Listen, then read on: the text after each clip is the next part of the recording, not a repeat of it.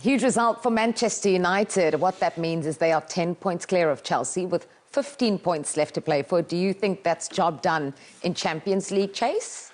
I'd be very, very surprised if it wasn't. I said before the game when we did it live earlier on today, I said that a point there would be fantastic because that would keep that distance to the sixth place. 5 place qualifies for the Champions League. But a win, I mean, the gap is now 10 points. I'd be very surprised if they give that away. No, they're not going to give that away. No, they're not. They're not. No. Yes, they are in the Champions League, which is brilliant. Big result for Manchester United. Great goal as well. Let's take a closer look at it because Liam Rosenior said from a Chelsea perspective that they switched off here. You agree? Yeah, a little bit, but it was well carved out. It was a nice little blindside run from Fernandes, who was the best player for United by a mile. Gets to the byline, has a little glance, and this is, look, it's a great finish. It really is, because he's coming in round about that penalty spot. It's not a great ball in. Look, it's bobbling a bit, it's bouncing up, but this is a fabulous technique on the half volley. And in slow motion, that looks really easy, but it's not. It's on the way. The ball wants to come up high, and he smothers it and times it beautifully. He just missed the chance, actually, similar to that before. And that's the player that he is. He doesn't have to be at a top level playing at his very best to turn out and do something like that. He's a sort of player that can just make the difference, can't he, Peter? Yeah. And, you know, that's the difference between the two teams. Chelsea were the better team overall. But United, I think, Michael Carrick said it there, he liked the way second half they saw out the game, and it was very professional. Yeah, that goal and that result celebrated not only in the away and not only in Manchester, but around the world. These are scenes from Tampa Bay out in Florida for Premier League Mornings Live with NBC. Look at that crowd. Oh, brilliant, isn't it? So Tampa Bay, so I'm just wondering if any of the Glazer families, that's where they live, isn't it? That's where they're from. If they attended that, but that's brilliant to see. That's really, really nice. Because it's been one of those periods, a very, very long period for Manchester United where the results not been great, and you're kind of thinking, how are we as a football club? How are we producing new fans? Because we're not delivered anything that's sort of inspiring a kid, but then you know you see stuff like that and. You know, the power of the brand is still there. It makes me... That's another thing that makes me very happy, by the way.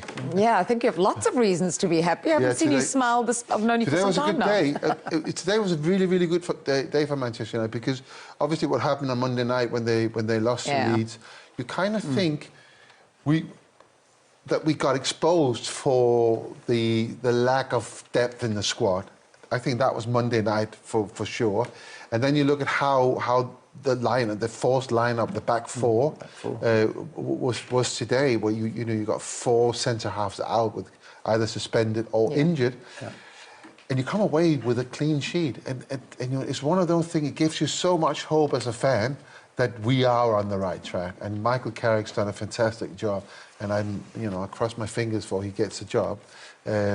On a permanent basis, because what he's doing is he's actually creating a Manchester United team, and that's what we've been hoping for a very, very, very, very long time. Yeah, Carrick's reign so far emphasised by the fact that he's played players in their preferred positions or their best positions. No one is a better example of this than BRUNO FERNANDES, and his assist for that Cunha goal takes him to 18 in the season. He is just too shy of the all-time record of 20. Do we doubt at all that he will get it? Well, 5 games left. I think he'll go past that. I really do. You know, I think he's playing in a position where he wants to play. He's involved. He comes up with goals from that position. You know, he's playing just behind the striker, and he's allowed to go and play. He's protected by 2 midfield players behind him. That is exactly where he should be playing. And Amorim didn't see it like that. He played him deeper, and I used to scratch my head and think, well, you're never going to get the best out of Fernandes, who's your best player. If you've got a best player, a special player, play him in the right position. Number one, and then pick the team around him and have your spine. But if you've got a player that's going to make the difference, play him in the right position, and then build the team around him. And that's what Michael's done. And I'm with Peter. I think they should. I think they should give him the job now. I really do. I think they've got the Champions League spot. Got a few more points to get, obviously, but I think he deserves it with what he's shown when he came in, the way they were playing, and the results they were getting. He's absolutely spun it round tremendously well. Can I have one thing about Bruno's record there? Not record. He has already surpassed the club record, which was held by David Beckham. You think about David Beckham's number of assists, he's past that. So that's fantastic. And that's in a team that have been struggling for a while, like you said. You know, David was playing out of position. Fabulous team, you know, and creating. So fair dues. Staying with that theme of teams who are struggling, that's Chelsea right now. Let's look at their last couple of results, and only one win in the last 7 in all competitions. Where are they? Where's Liam Rosenior? Yeah, Chelsea fans look away for that. Look at that, 6 losses and a win of 7-0 against Port Vale, obviously in the Cup. Yeah, they're in a really sticky position. They've got to, for Liam to stay in that job now to the end of the season. I think they'll give him that opportunity, but he's got to finish on a high note. He's got to get some wins under his belt. I think the reason they brought him in, he's a young manager. He's a part of their project, if you like, if you want to use that word. And I think they'll give him that chance. But he's going to have to start whatever, even if he doesn't get in the Champions League. They're in the FA Cup semi-finals, so they could actually get a trophy still.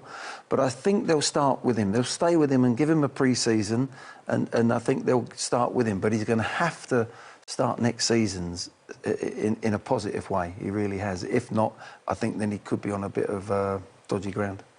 We're going to move on now to the action at Ellen Road. Top draw from the boys tonight, and we got the win, which we're obviously delighted about. Well, I think we created many chances today. I don't think the question is about the creation of the chances, about the taking of them. I think we've hit the woodwork 4 times, so we're not far away. And if I saw a game where we weren't creating chances, we didn't look like scoring, I would say. But today, we were the dominant team from the first minute. We switch off in a moment, and they score their only shot on our goal. Taking their chances as well, and this is where it leaves Chelsea in the league. They are still 6th as it stands, 48 points, but Manchester United 10 points above them. A draw for Brentford, a win for Bournemouth earlier today as well, means that they are level on points. And when you look at just how tight it is in there, Joe, well, Chelsea facing a battle to finish in the top 12, let alone the top 6. Listen, I think Liam, I thought he spoke really well there, and I think he really read the game. Like I said, Man United bounced back, and the performance was resolute, but they rode their luck. Chelsea were dominant in parts of the game. They did hit the woodwork 4 times, and Man United did score with their first shot on target. All of them things are correct, you know. And he's probably perplexed because he's thinking, how are we going to get a result? How have we not won in 4? How have we, you know? So he's thinking, right, tomorrow, forget Champions League, Europa League, or anything else. Tomorrow we're going to run through this game. We're going to look at it, and we're going to prepare for Tuesday against Brighton. And that's all you can do when it gets when you're in a real difficult situations and everyone's asking you what, you know. Look at that results. There's 1 win in 7. In 8, yeah. In 8. So you have to make your world smaller. You have to concentrate on what you can control. There'll be a few harsh words with a few players. There'll be pats on the backs for some players. You'll get them going again, and you'll make a plan for Brighton, and you just got to roll like that until you get a result. And that's all you can do. Forget about everything else, and come listen. By the end of May, we'll find out where Chelsea are, and then you can have a real sort of appraisal on all of the season, the signings, you know, the methodology of where the club are going, the culture. You can deal with all of that. Liam just needs to go in, and I think a lot of what's going on at the club shouldn't land at Liam's feet. No, do you think they've progressed at all under him? Again, these issues are not Liam's. You know, and they weren't Enzo Maresca's. You know, he did a brilliant job. Won them 2 trophies in such a short space. You looked at that graphic there. They concede far too many goals. The only game they've won, they kept a clean sheet in. Keep a clean sheet. Forget shots and possession and all these other things. Keep a clean sheet. Defend a little bit deeper.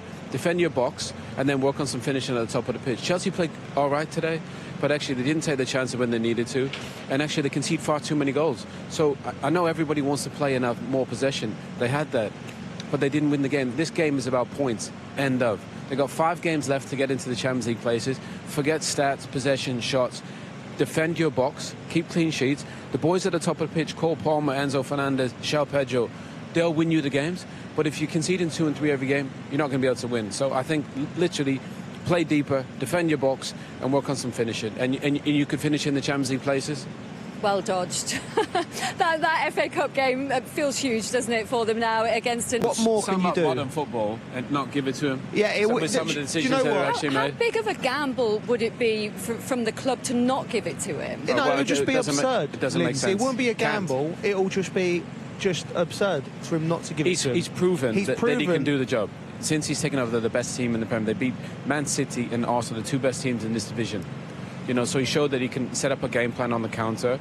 Obviously today they did something similar. Carras understands the players, and that's probably why he's there.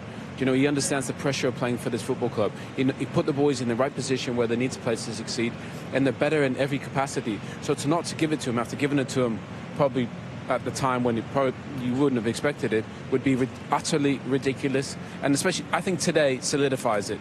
If they hadn't won today and not got into the Champions League play, then you could have the debate, maybe bringing somebody more experience. After today, and if he finishes third, I don't see how you couldn't give it to him. It wouldn't make any sense whatsoever.